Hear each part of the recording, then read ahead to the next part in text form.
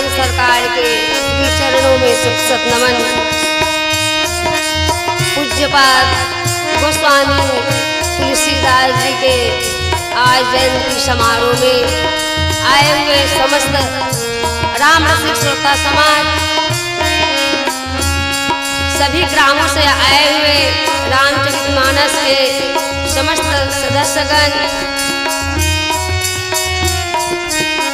माताओं बहनों, प्यारे प्यारे बच्चों, आप सभी के श्री चरणों में जय सरस्वती महिला मानस मंडली हथोज की ओर से सत सत नमन है।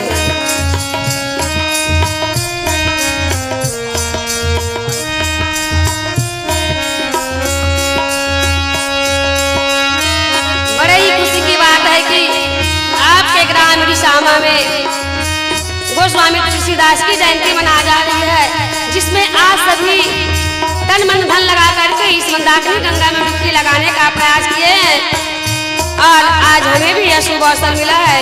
इसके लिए हमारी मंडली की ओर से आज सभी को हृदय से धन्यवाद देते हैं। गोस्वामी तुलसीदास जी लिखे कि हरि अनंत हरि कथा अनंता, कहीं सुनई बहुविधि सब संता, रामचंद्र के चरित्र सुहाए, कल्प कोटि जिमि जाए न पाए। हरि अनंत है, हरि की कथा अनंत है, प्रभु की महिमा का पार पाना तो मुश्किल है। बड़े बड़े ऋषि मुनि ज्ञानी संत तपस्वी प्रभु की कथा का गुणगान नहीं कर सके तो मैं तो तुच्छ नारी हूँ, मंद बुद्धि अज्ञानी कुटिल हृदय काम क्रोध मद लोभ अहंकार से भरी एक तुच्छ नारी, मैं भगवान की क्या कथा कह पाऊंगी। फिर भी आज अपने मंद बुद्धि के अनुसार अध्याकांड दोहा क्रमांक 74, जहाँ पर लखन लाल जी अपनी माता सुमित्रा के पास भगवान श्री रामचंद्र जी के साथ वन जाने के लिए विदा मांगने के लिए गए हुए हैं, यही कथा को कहने जा रही। गलतियां तो संभव है, गलतियों के लिए आज सभी से पुनः हाथ जोड़कर के क्षमा चाहते।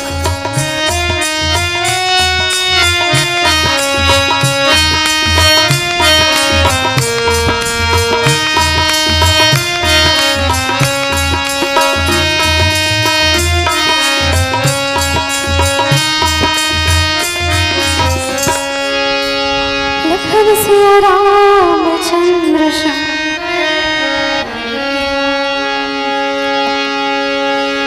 श्री गुरु चरण सरोज रज, निज मनो मोर संधान, बरनौ रघुवर बमन जसो, जो दायक फल छाय।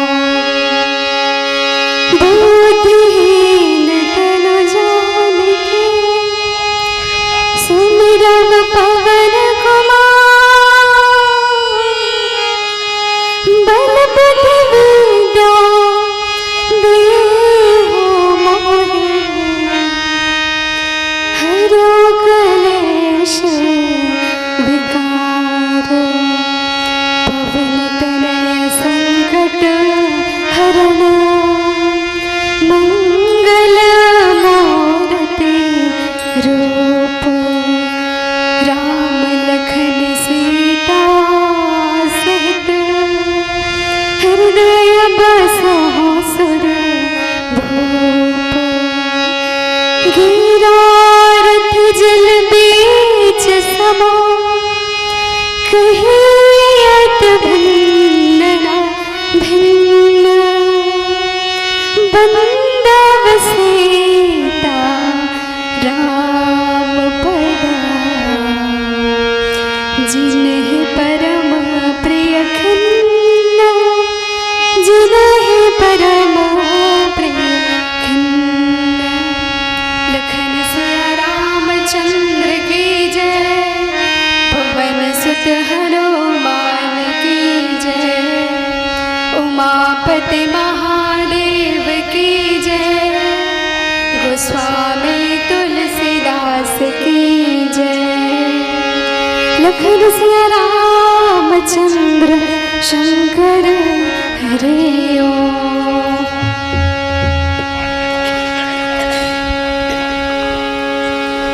तुम्हारे सिवा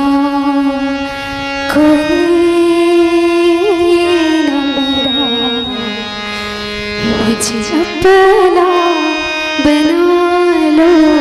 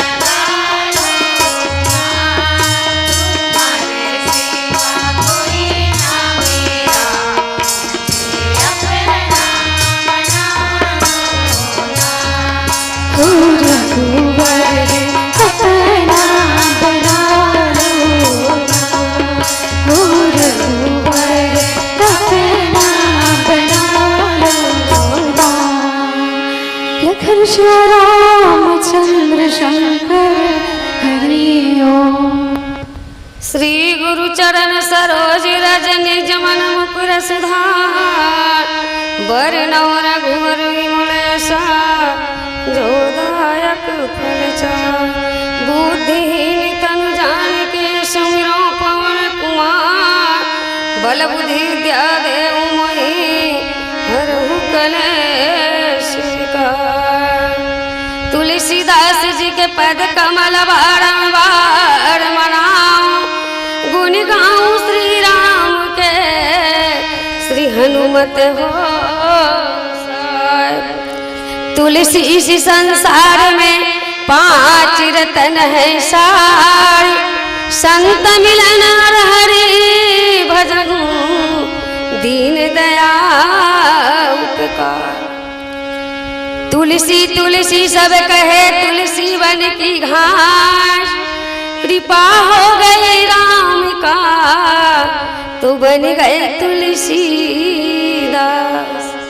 कृपा हो गए राम का तो बन गए तुलसीदास। माननीय सज्जनों,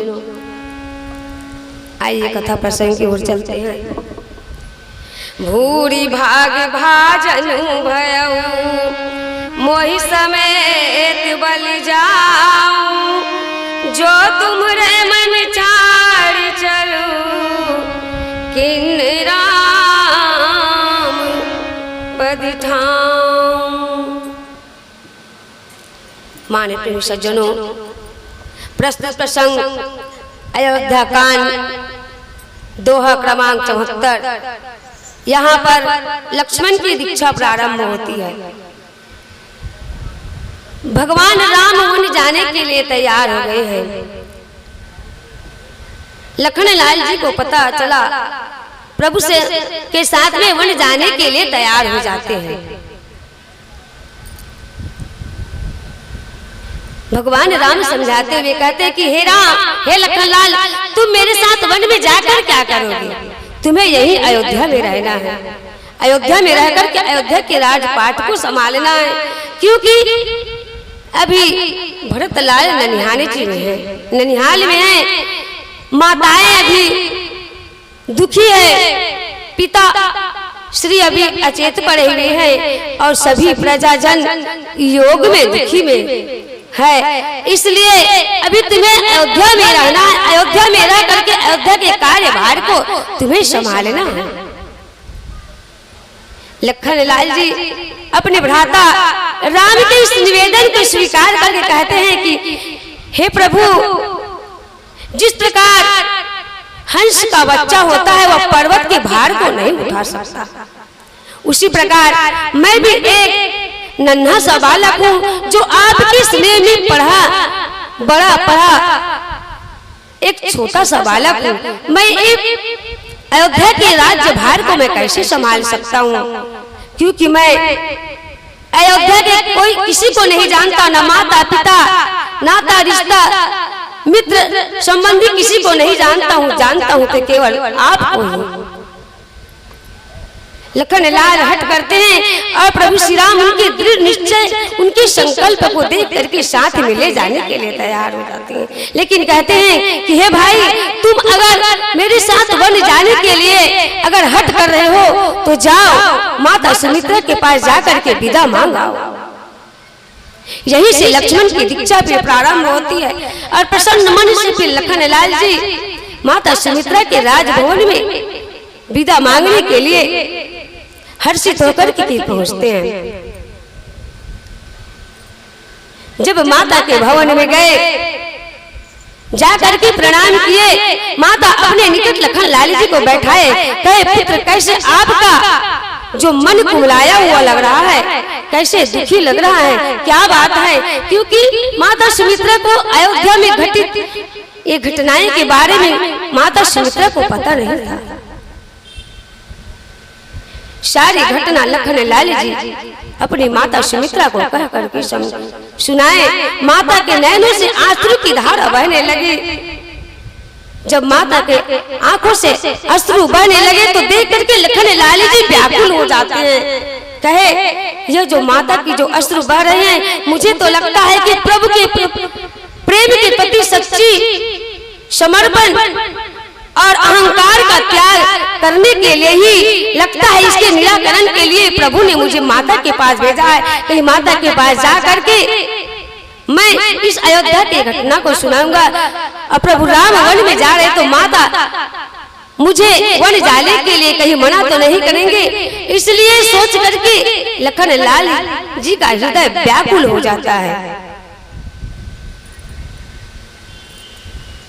और माता समझाते हुए कहते सुमित्रा की, हे पुत्र बलिहारी जाऊं, इतना सुंदर अवसर मिला है जो आज मुझे गौरवान्वित है कि आप मेरे पुत्र हो, मैं आपकी माता हूँ, क्योंकि वैदेही आपकी माता है। यद्यपि वैदेही आपकी माता है और मुझे माता कहने का सौभाग्य तो यह मिला है, लेकिन कहा गया है कि जिस प्रकार निज पात्र में फल या मिठाई को रखकर हम प्रभु को अर्पित करते हैं, भगवान को अर्पित करते हैं, जब भगवान को उस निज पात्र में प्रसाद रखकर अर्पित करते हैं तो वह निज पात्र का उस प्रसाद पर तो कोई अधिकार नहीं होता, कोई हक नहीं होता, लेकिन वह अपने आप को सौभाग्यशाली समझता है वह निज पात्र, क्योंकि आपके द्वारा ही मुझे प्रभु के चरणों में जाने का यह सौभाग्य तो मिला। आज माता सुमित्रा भी अपने पुत्र को समझाते हुए कहते हैं कि हे तात, बड़े ही सौभाग्य की बात है जो आपने अपने भ्राता प्रभु श्री राम के साथ में होने जा रहे हैं। हर्षित मन से माता तो अपने पुत्र को समझाते हैं कि हे पुत्र, अगर तुम्हारे मन में ईश्वर के प्रति सच्ची प्रेम है, समर्पण की भावना है, तो मन में कभी स्वप्न में भी ईर्ष्या द्वेष नहीं लाना। और मुझे यह विश्वास है कि आपके मन में ईश्वर के प्रति सच्ची भक्ति, सच्ची समर्पण और त्याग की भावना है, और सभी ईर्ष्या दोष, राग दोष को सब त्याग करके प्रभु के चरणों में सच्ची प्रेम लगाना, क्योंकि ईश्वर के चरणों में जाने के लिए अगर कोई बाधा बनता है तो वह सच्चे भक्त नहीं कहलाता। इसलिए हे लखनलाल जी, बड़ भागी हूँ जो आप प्रभु के साथ में जा रहे हो। और वहीं पर उलाहना देते हुए समझाते हैं माता कि हे लखनलाल जी, अगर ईश्वर प्रभु श्री रामचंद्र जी को अगर मुझे माता कहने का या ये सौभाग्य है, और अगर मुझे माता समझते तो मेरे साथ साथ में दशरथ, महाराज दशरथ को भी कहते कि जिस प्रकार तुम माता कौशल्या के पास विदा मांगने जा रहे हो, तो अपने पिता महाराज दशरथ के पास भी जाओ, माता पिता दोनों से विदा मांग करके ले आओ। लेकिन केवल लखनलाल जी को केवल माता के पास जाने के लिए कहा, और माता वहां पर उलाहना देते हुए क्या कहते हैं देखे आए भजन के बाद। बोलिए श्यावर रामचंद्र की जय। लखन श्री रामचंद्र शंकर हरि ओम।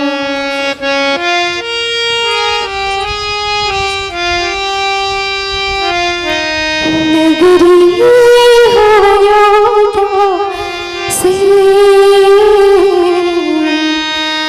रघुकुल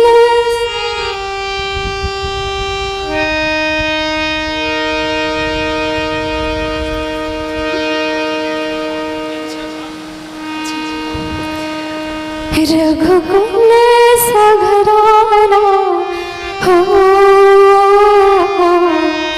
और चरण हो राघव की, जहाँ मेरा ठिकाना हो।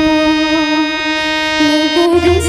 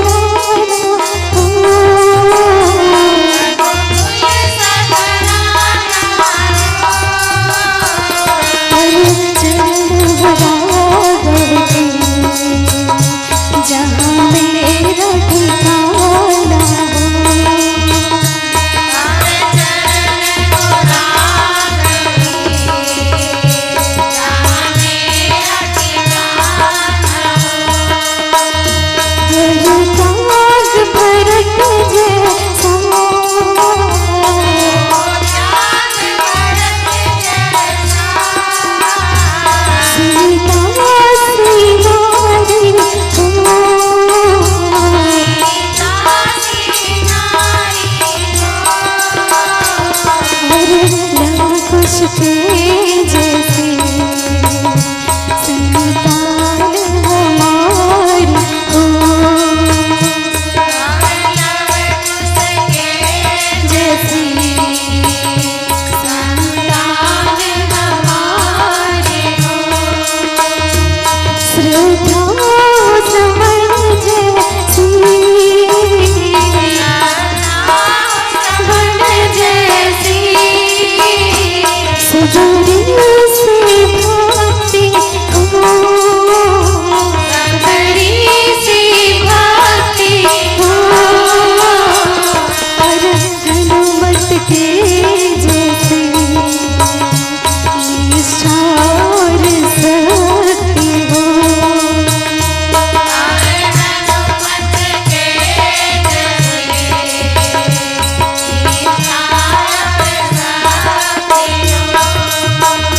मेरे जीवन नैया हो।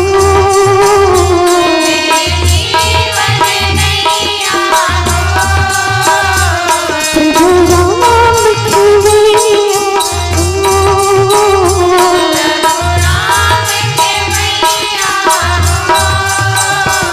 और राम कृपा की सदा मेरे सिर पर छाया हो।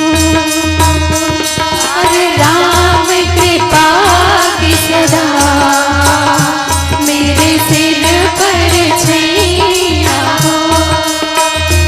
सरयू का किनारा हो।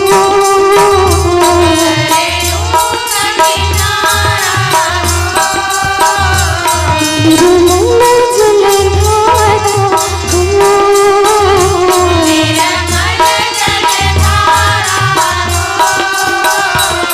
और दर्शन दे भगवान हर घड़ी तुम्हारा हो।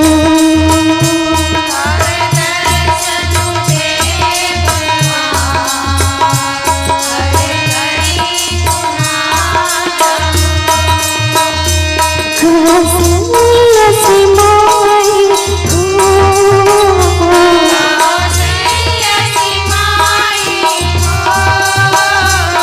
लक्ष्मण से भाई हो।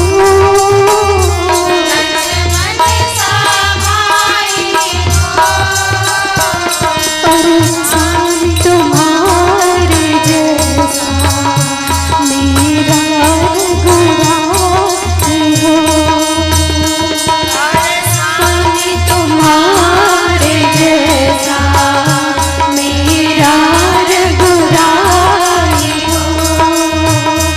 और स्वामी तुम्हारे जैसा मेरा रघुराई हो। और स्वामी तुम्हारे जैसा मेरा रघुराई हो। बोलिए राजा रामचंद्र की जय।